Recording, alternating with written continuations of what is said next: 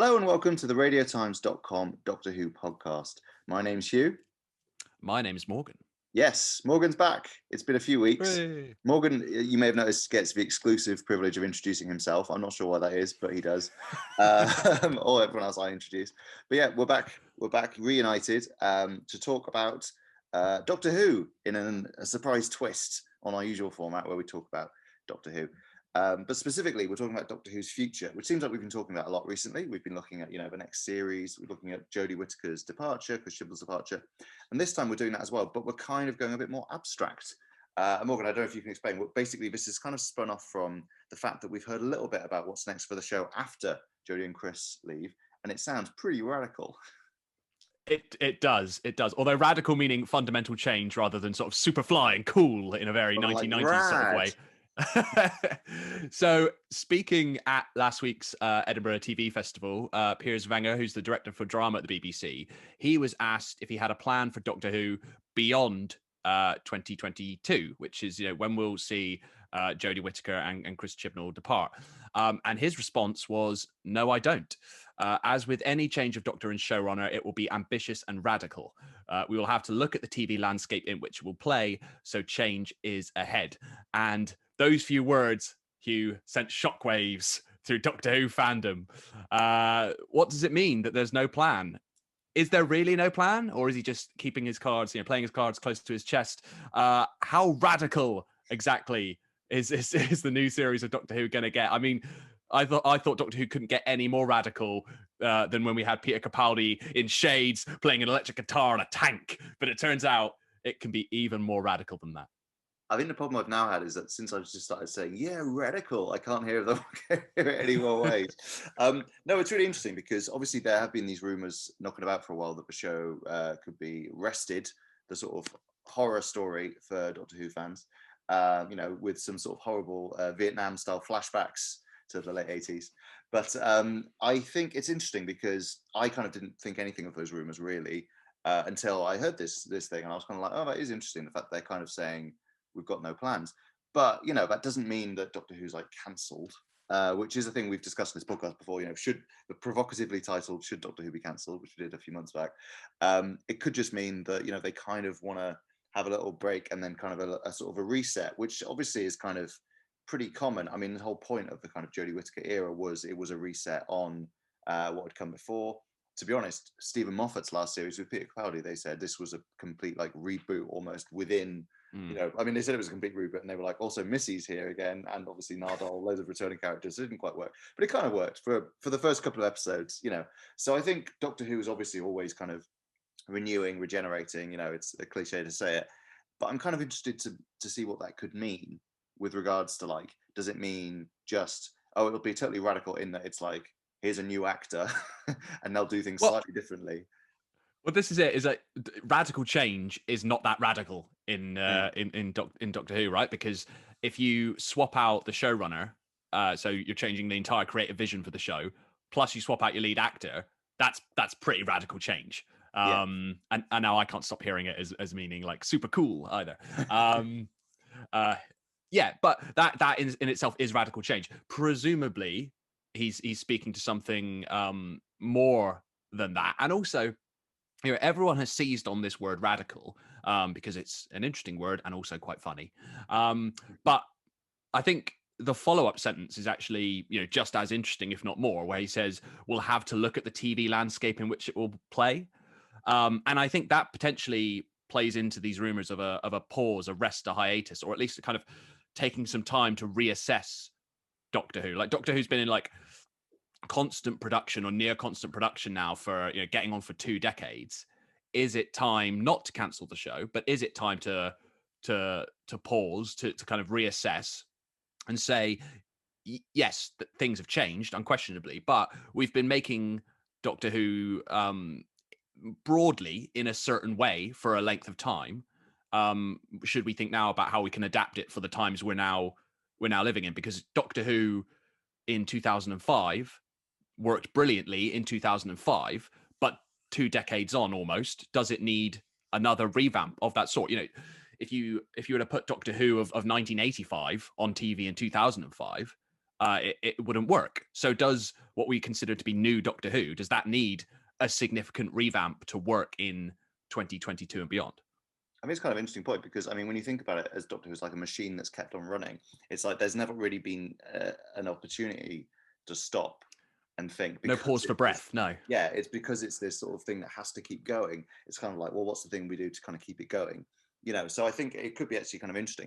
I mean, practically, I don't know what that means. Like, I don't know whether it means like, you know, maybe something like what we're getting this autumn with the serialized, you know, 6-part story. Could they have more series like that? Could it be that they do kind of like Jonathan Creek style, you know, big specials every so often without making it a regular series? Could it be something wild like, you know, BBC Studios partners with an outside studio and it's no longer an in-house, you know, production, and they get, say, like, I don't know, not this, but say Hartswood, who make Sherlock and, you know, Dracula and stuff. Obviously, Stephen Moffat's there. Suddenly they're on it. Do you know what I mean? Like they kind of get outside people and they kind of make it less of a BBC production, which could mean, you know, more money coming in. Could get some Americans involved. I mean, it's happened before. Perish the thought. But, you know, I mean, basically, it's kind of like, I see what you mean. I don't really thought of it in those terms, but obviously Doctor Who in 2005. I mean, BBC iPlayer didn't exist, let alone Netflix. Well, this is why I think that sentence about looking at it now and how it will play in the landscape of today is so interesting, because there's so many ways in which Doctor Who now is sort of designed for 2005, and it's like, does it still work now? And I'm not saying it doesn't. I'm more just sort of posing the question: does it still work now in its current form, or does it need as dramatic a revamp now as it had in 2005 compared to the classic series? Like I'd similarly thought, you know, along the lines of, does it become this sort of prestige drama that only airs you know, a one-off 2-hour episode once a year, and it becomes that kind of like event television? I think that's definitely one path. I think also, again, looking at how it fits into the current landscape, you know, globally, shorter series or seasons have become the norm, right? So, and Doctor Who has gradually decreased its like episode number per series anyway, just for a variety of reasons. But if you think about it, like how many other shows, like fans have complained, you know, certain sections of fandom have complained that we're not getting 13 or 12 or even 10 episodes anymore. How many other shows have that many episodes? If you stop and think about it, how many dramas, let alone one as kind of expensive and you know, kind of out there as Doctor Who, you get 6 episodes this year in series 13. Most dramas have 6 episodes. That's not like, it's not like we're being hard done by. So again, looking at it in the current TV landscape, instead of 13 or 12 or 10 45-minuters, is 6 1 hours going to become the norm going forward?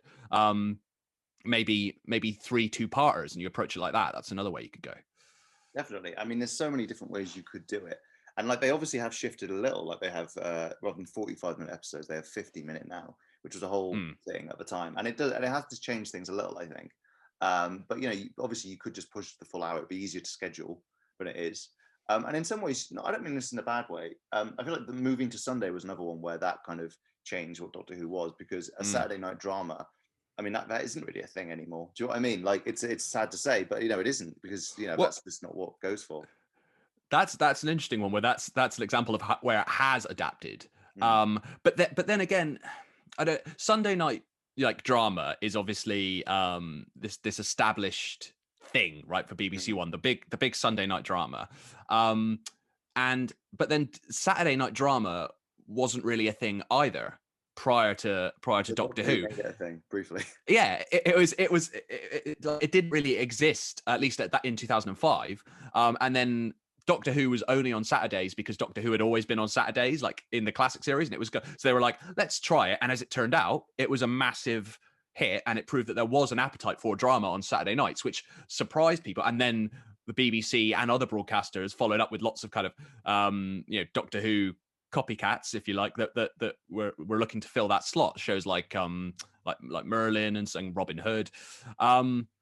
Whereas then the move to Sunday is kind of more in keeping with more traditional you know, broadcast rules, I guess, if you like. So Doctor Who was always kind of an outlier, airing on Saturdays, and I'm not sure if it kind of, I think if it went back to Saturdays, I think it still could work on Saturdays. I don't think that's necessarily something that needed to change, but I think it's an interesting it's just me being example. controversial. No, because the way you describe it does make me think that there's an argument there that in going on Saturday back in 2005, Doctor Who was kind of setting the trends, whereas now it kind of feels like they're trying to make it follow the trends, and that there's value in that, but it's kind of like it's I guess you could look at like, it's not a great example because I think they kind of were, I don't know, it would have been a bit different, but like say His Dark Materials coming on Sunday nights, obviously that's a kind of family friendly earlier Sunday evening drama. You could argue that kind of followed in the wake of Jodie Whittaker's autumnal sort of freshman series, which was on at a similar time and on Sunday nights. So but then equally I feel like they would have made His Dark Materials regardless. And in fact they were, but the way it was positioned. So yeah, I don't know. I mean, maybe Doctor Who could move off the weekends entirely if we're talking about days it's on. It could be on Wednesdays or Fridays or spread out over the week. Is the day on which it airs as important as it was? As you mentioned, iPlayer wasn't really a huge player as it is now. Again, looking at how Doctor Who plays in the modern TV landscape, and I kind of whisper this because I feel like it's a controversial idea, but box setting Doctor Who, is that an option? It's the thing people say, isn't it? Especially with this series we've got coming up, Series 13, which is going to be a 6-part. People have said, are they going to do that with this? I feel like they still won't, because it's like Line of Duty or something, where it's so reliant often on these big moments and these twists that like the sort of risk of them being spoiled kind of outweighs the benefit, I think. But the BBC clearly finds value in box setting. Like they're not doing it for a laugh. Do you know what I mean? Like they must. The fact that they keep doing it with so many dramas, they're doing it with another one coming up soon, I think. The sort I can't remember what it's called, the North Waters or whatever it is, with Colin Farrell. Yeah. That's another one they're doing like that. And the fact that they keep doing that does suggest to me that like they must get some sort of metric back from it that they like. Because if they were just doing it for the sake of it, for like, I don't know, some sort of ideological reason, they wouldn't keep doing it, I think. Yeah. No, but equally there are shows like Vigil at the minute where, they're not doing that because they see the value in the sort of people being grabbed. And you look at that, the Fugitive of the Jadoon episode in the last series, and it's like that would have been ruined. That had to be it was. So it's true. It's event television, but I think there's an argument for it, to be honest, because the argument against would be, and I feel this was something like if you look at something like Vigil, where the new BBC's thriller, where so much of its strength is that it's not box setted and that it airs weekly, and that you have the kind of the discussion and the speculation between episodes of what's going on and all the theories, and that's part of the fun. Same with Line of Duty, it's exactly the same. But then again, you had something like the second series of Baptiste, which went on iPlayer recently, which you think would rely on that same sort of kind of word of mouth, water cooler discussion, and yet that was box setted. And I think as well, a lot of the aversion to Doctor Who being box setted is fans will say, I mean, it's a good point you make about the Joe Martin Fugitive Doctor. Arguably, you would lose the kind of the swell of that those huge moments where everyone sees it at the same time and Twitter explodes. But I think what a lot of fans are opposed to is, we'll lose the cliffhangers. But actually, Doctor Who doesn't really operate in that way anymore, where you occasionally, but for the most part, it's self-contained stories, right? I mean, the upcoming Series 13 being a notable exception. I was going to say, it's weird because you're so right, except for the fact that the next one is apparently going to be cliffhangers all the way. Putting aside everything they're doing at the moment, but it's interesting where actually it's a series of one-off episodes. So box setting it wouldn't kill off any between episode discussion. Especially if you look at something like Series 11, where there wasn't even a huge arc, like story arc across the series to speak of. You could have dropped that on iPlayer, and I'm not, I can't confidently predict how it would have impacted the ratings and so on, but I honestly don't think it would have impacted fan enjoyment or particularly how it was received. I think, if anything, episodes that some fans might consider slightly weaker would maybe benefit from that box set approach because it's seen as part of the whole. I think if you wouldn't have like waited a whole week to then watch, the Sharanga conundrum. I would look. Was I also thinking about the Saranga conundrum? Maybe, but you know exactly. If you wait a whole week and that's what you get, it's like, well, that wasn't terrible. It was fine, but like I waited a whole week for that. Whereas if it was just one of 10, you kind of wouldn't mind so much. So I think there's definitely again, it depends on the approach, and it depends on the structure of the series, and so it depends on so many things. But I don't think box setting Doctor Who is out of the realms of possibility, especially if we're looking at, again, radical change, and we're looking at how it can work in a modern TV context, because it is a show that fans really kind of invest in and devour. It operates a lot more like a Netflix show like Stranger Things than it does most other BBC dramas, and that it has the kind of the cult following, and it has the fan theories, and it has people kind of dissecting it in a way that they don't really do with some other BBC shows, but not with a lot of other ones. So arguably I'd say it could work. I think you might be right. I mean, I think one of the reasons I feel like you have sort of been thinking about this as well, because you recently spoke to Philip Hinchcliffe, who expressed a similar kind of thing, where he said that he basically doesn't think that the modern format of Doctor Who works as well for the type of stories as like when they had those kind of 4-part stories that were a bit shorter, right? So I interviewed Philip Hinchcliffe, who was, of course, the producer of classic Doctor Who from 1974 to 77, the early... And one of the Morbius Doctors.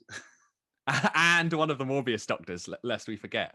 There's some fun quotes about that, actually, in the day that all happened on radiotimes.com, which you can check out now. But I interviewed him. He was promoting his latest Philip Hinchcliffe Presents audio release from Big Finish, The God of Phantoms, which you can also check out now. And I had read that when he came into Doctor Who, he wanted to cut down on the length of stories. So the 6-parters have fewer 6-parters and more 4-parters, because it was more compact, more fast paced. And so I kind of thought, well, presumably the 1 or 45-minute format or 50-minute format might appeal to him, because it's kind of rapid fire. And he actually said no, he doesn't think that format altogether works. He likes the 2-parters where there's more breathing room, more time to tell the story. But he thinks that, and he sort of made it clear he wasn't picking on any episode in particular, mostly because he's not seen a lot of them, but he was sort of saying, actually, 45 minutes in which to tell a fast-paced adventure story and, you know, set your lead characters on a path, but also introduce a whole cast of supporting characters and get to know them and get to care about them enough that when inevitably a few of them get killed off, you actually, like, you're invested and you care. That's really hard to do. Especially like if we look back at the last few years of Doctor Who, especially when you have 4 leads, you've got to find something for all 4 of your leads to do, plus introduce a supporting cast, establish them, make you care about them, make you care when they die, make you care if they die. That's really hard to do. So he was arguing that actually like 2-parters were better. So again, is that an argument for structural changes to Doctor Who? Again, it depends on like the size of your cast and so on. But is there an argument for hour-long episodes? Is it again an argument for that sort of that 2-hour approach, which you know is kind of movie length as an old-fashioned 4-parter would be, or as a 2-parter would be now? Yeah, I mean, I think there's definitely, it'd be kind of interesting almost for Doctor Who to look to the future, to actually go back, if you know what I mean. Like we were saying earlier, how you couldn't have done the 2005 series in the style of the 1980s, and I was kind of like, actually, if we go back to the 70s, it's like, but I kind of see what you mean. Like things do change, and I do wonder if, you know, there might be something interesting in seeing at Series 13, seeing how it's received and seeing how people kind of buy into it, because Doctor Who doing a multi-week story, it's not out of the question in terms of, obviously we've had multi-part stories before in the modern series. We've had 3-parters, but I'd say none of them have been proper 3-parters. They've all been kind of stealth 3-parters, you know, like Utopia to Sound of Drums, Last of Time Lords isn't really like, it's kind of a 3-parter, but only because of the it's a 1-parter with a cliffhanger that leads into a 2-parter. Being honest, And then there was the one with the secret one with Extremis and Pyramid at the End of the World and Lie of the Land, which was like a 3-part story, but they were quite distinct parts. Do you know what I mean? Like it was sort of intentionally hidden, and then that kind of meant it did feel a little disjointed. Whereas I feel like, you know, I'm kind of interested to see how people react, because sometimes, you know, I'm not saying serialization is the be all and end all, to be honest. it's sometimes a bit overdone, like you see with these with the Marvel Netflix shows, Daredevil and stuff like that. It's sometimes got a bit much and a bit dragged out. Whereas, you know, I think the Disney Plus shows they've done have kind of had that serialized element, but the episodes have been quite distinctive as well. Like with Loki, say, you know, every episode of Loki is obviously about a certain thing, but isn't just the whole thing, if that makes sense. So I don't know. I feel like maybe I imagine the BBC will be looking a little bit at this autumn's, you know, Doctor Who series, saying, you know, looking at the viewing ratings, obviously, but also how people receive it.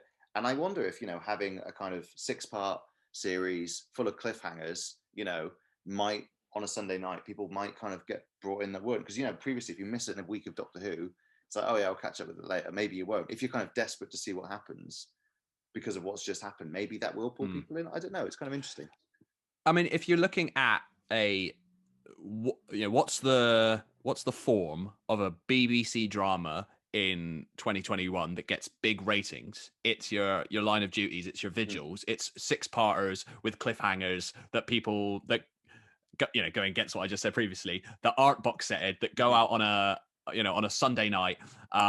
It's, you know, it's His Dark Materials. They kind of have cliffhangers. They lead, and so I think, you know, potentially is that the path for Doctor Who? You know, a 6-parter again, and this is what they're going with for Series 13, a 6-parter with cliffhangers that plays across 6 weeks, and it, you know, it has the potential to become that kind of water cooler TV again. It fits in, you know, it plays against the landscape that we're in right now. So Doctor Who doesn't feel like an outlier in any way. That to me feels more like something that's in keeping with the TV landscape than 13 or 12 or 10 standalone episodes. It just doesn't. And I know that's kind of like, that's unique to Doctor Who, but does Doctor Who, does it need to shift again? Like, so much of it, yes, there were things that the 2005 series retained from the classic series, but there was so much that it changed, not least, you know, going from 25 to 45-minute episodes. Do we need not, you know, another change that's as momentous to make it work again? I think possibly is the answer. Maybe Radio Times comes out strong with a maybe. No, I know what you mean. I'm kind of interested. It's weird to think, you know, with this. Obviously, we've got these this 6-part series, and then we've got some specials next year. It's strange to think that, like, if all this happened, we would have seen the end of. We would have already seen the last series of like normal, you know, New Who, as we say. And I am kind of curious about what it all means. You know, I mean, obviously some of the stuff that's happening with the next series is to do with COVID and the pandemic and, you know, filming changes. But then, you know, necessity breeds invention, right? And it could be that actually this would be exactly what Doctor Who needs. Equally, it could be that, you know, no one likes it. Everyone's like, no, bring back, you know, the individual episodes, because it is one of the selling points of Doctor Who is that it's a bit different.